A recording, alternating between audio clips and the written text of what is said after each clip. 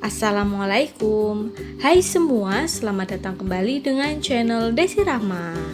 Nah, untuk video kali ini saya tidak akan memasak atau membuat makanan, tetapi video kali ini saya akan mencoba membahas tentang jenis-jenis tepung terigu dan kegunaannya. Nah, mungkin di sini teman-teman masih ada yang belum tahu apa sih tepung terigu protein rendah, sedang ataupun tinggi. Nah, teman-teman yang masih bingung, tonton terus video ini sampai selesai ya. Oh ya, jangan lupa untuk tekan tombol subscribe atau tulisan yang berwarna merah dan klik gambar loncengnya agar tidak ketinggalan dengan video berikutnya. Oke teman-teman, langsung saja kita ke video pembahasannya ya. Yang pertama, saya akan menjelaskan apa sih yang dimaksud dengan tepung terigu. Nah, tepung terigu adalah salah satu bahan pembuat makanan yang terbuat dari saripati umbi-umbian. Nah, ini salah satu bahan yang penting atau pokok untuk membuat suatu makanan seperti kue, roti, gorengan, dan lain-lain. Untuk yang pertama, tepung terigu protein rendah. Tepung terigu protein rendah adalah tepung terigu yang memiliki kandungan protein kurang dari 7 sampai dengan 9%. Kadar gluten yang minim ini menjadikan tekstur makanan yang dihasilkan akan lebih garing, kering, rapuh, renyah, dan mudah patah. Nah, tepung terigu ini tidak akan banyak menyerap air atau daya serapnya rendah, sehingga cocok untuk adonan kue kering yang tidak mengandung banyak air. Nah, sebenarnya teman-teman kalau kalian lebih teliti, di sini di sampulnya atau di bungkusnya itu sudah tertulis jelas atau tergambar untuk pembuatan atau gambar-gambar kue kering seperti kue lebaran, biskuit, dan lain-lain. Jadi sebelum membeli terigu, usahakan teman-teman untuk melihat kandungan protein yang terdapat dalam bungkus tepung terigunya itu sendiri. Di sini contohnya untuk merek Gadot Kaca, kandungan protein yang terdapat dalam merek ini yaitu sekitar 14%. Jadi ini tergolong tepung terigu protein rendah. Nah, selain merek Gadot Kaca, teman-teman juga bisa membeli dengan merek Kunci Biru dari Bogasari. Nah, teman-teman, karena kadar gluten dalam tepung terigu ini minim, jadi tepung terigu ini tidak akan banyak menyerap air atau daya serapnya itu rendah. Sehingga tepung terigu ini sangat cocok untuk membuat adonan kue kering yang tidak mengandung banyak air dan akan menjadikan makanan atau kue ini lebih renyah dan tahan lama karena tidak akan tumbuh atau mudah berjamur. Nah, untuk contohnya yaitu untuk pembuatan kue kering atau kue lebaran seperti nastar, kastengel, cookies, kerupuk, biskuit, chiffon cake, pie susu, waffle, crepes atau yang lainnya. Tetapi untuk kelemahannya, tepung terigu ini tidak akan cocok untuk pembuatan roti, mie, pasta, atau adonan yang membutuhkan pengembangan. Karena jika kalian menggunakan tepung terigu jenis protein rendah untuk pembuatan donat, mie, pasta, roti, atau yang lainnya, dijamin hasilnya akan bantat atau tidak akan mengembang karena ini tidak akan cocok. Dan untuk tekstur atau warnanya, tepung terigu jenis protein rendah ini akan berwarna lebih putih dibanding dengan jenis tepung terigu protein tinggi seperti merek Cakra. Nah, di sini sudah kelihatan ya teman-teman untuk perbedaannya. Kalau tepung terigu protein tinggi itu akan lebih coklat.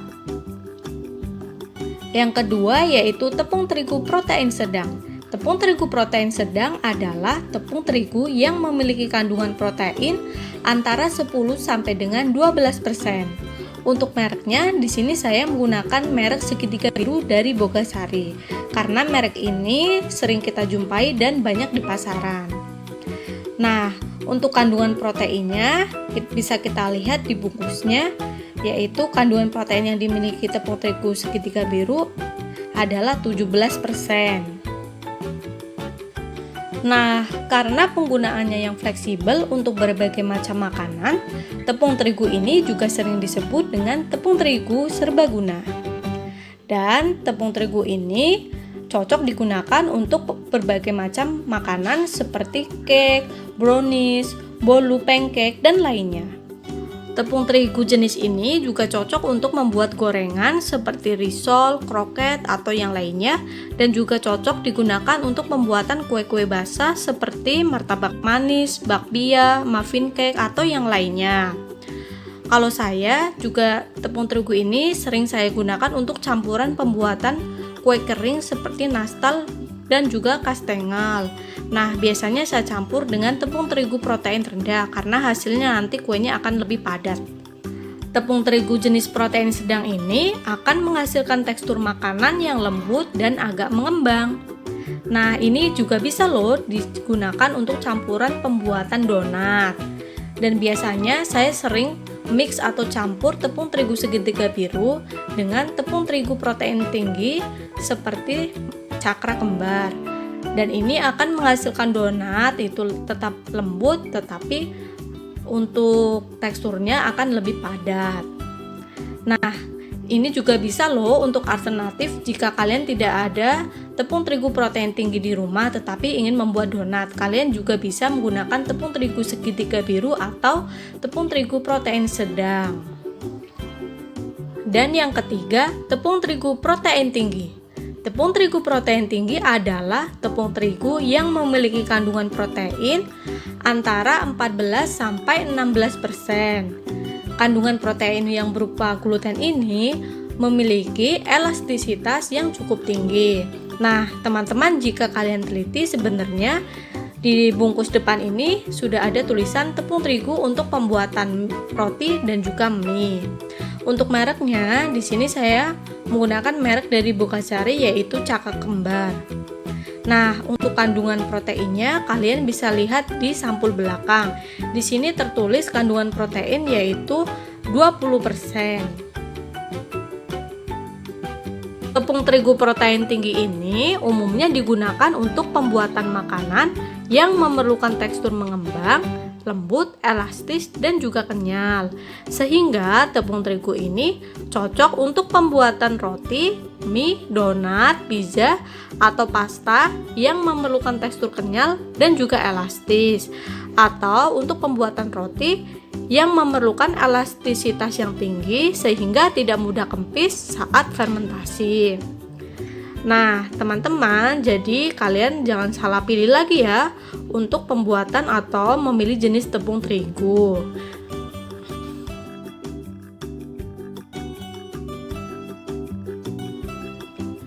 Kelemahan tepung terigu protein tinggi ini adalah tidak akan cocok untuk pembuatan kue kering atau kue lebaran seperti nastar, kastengel, biskuit, atau yang lainnya karena hasilnya akan lebih padat dan juga keras.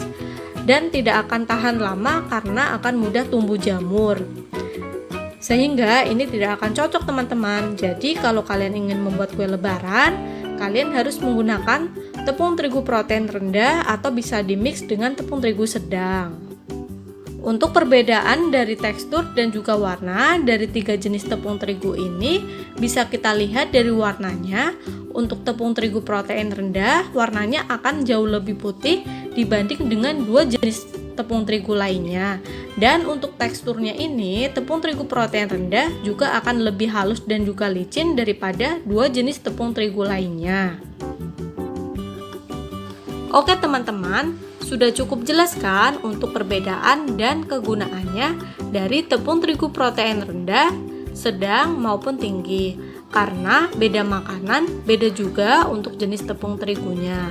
Nah, saya akan ulas sedikit lagi. Kalau kalian ingin membuat kue kering seperti biskuit, nastar, kastengel, wafer, pie, atau yang lainnya, kalian bisa menggunakan tepung terigu protein rendah seperti merek Gatot Kaca atau Kunci Biru. Nah, jika kalian ingin membuat kue seperti brownies, cake, bolu kukus, martabak manis, atau gorengan, kalian bisa menggunakan tepung terigu segitiga biru atau tepung terigu serbaguna.